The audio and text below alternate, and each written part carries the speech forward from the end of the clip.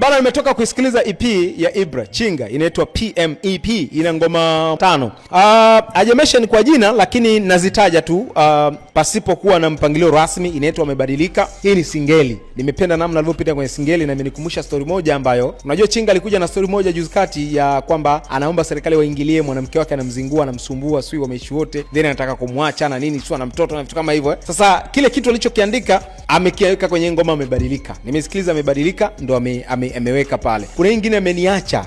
Nimemsikiliza Ibra yule ambao tunamfahamu, Ibra wa zamani wakati anasainiwa Konde Gang kwenye hii EP. Ibra kachora mzee. Humu kachora moja, yani mimi my favorite story. Na hii Nitafanyaje, Uhakika. Hizi ngoma 3 kwangu. Story, Nitafanyaje na hii Uhakika.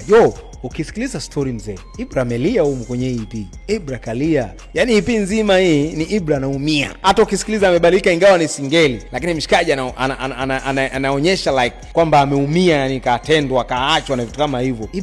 Ibra kaandika humu mzee. Hapa kwenye EP ya PMEP unamsikiliza Ibra ameandika. Ibra kamwaga wino humu. Ibra kamwaga machozi humu. My brother Ibra, big shout sana. Na ulikaa kimya, watu wengi wakazungumza vitu vingi sana. Wengi wakaenda mbali wakasema huenda Ibra amepoteana kwenye game kwa sababu ameondoka kwa Konde Gang. Unajua chini ya Harmonize wanaamini kivuli cha Harmonize kilikuwa kinampa nguvu. Of course inawezekana kwa sababu Harmonize ana brand kubwa, fan base kubwa, mashabiki wa Harmonize pia walikuwa wanamsupport, lakini mimi sitaki kuamini hicho. Mimi naamini Ibra aliingia chimbo kwenda kutengeneza EP yake ya PM. Sitaki kuamini kwamba amedrop kwa sababu alitoka Konde Gang. Naamini kwamba aliingia chimbo kutengeneza EP hii ya PM na imekuja na EP ni kali. Na of course ameonyesha uwezo wake wa kuandika. Ibra ni mkali sana kwenye uandishi. Hilo lazima tukubali. Ibra ni mkali kwenye kalamu. Ibra kwenye kumwaga kalamu mkali. Ukisikiliza EP ya PM, bonus track ndio hii Amebadilika.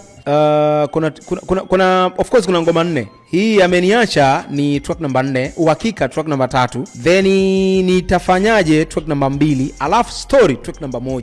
Hii track number 1 ambayo ni story kali. Mimi kiukweli hii mimi nimeikubali mzee. Nitafanyaje kali pamoja na Uhakika kwangu mimi kwangu nimepitisha hizo kwa upande wangu, hizi track 3 mawe. Lakini singeli of course siwezi kuidogosha singeli. Singeli sio kwenye upande wa ujumbe sana. Singeli waga ni vionjo. Unajua sasa Ibra kaleta story Amebadilika na nini, kazungumza sana kwenye hii singeli.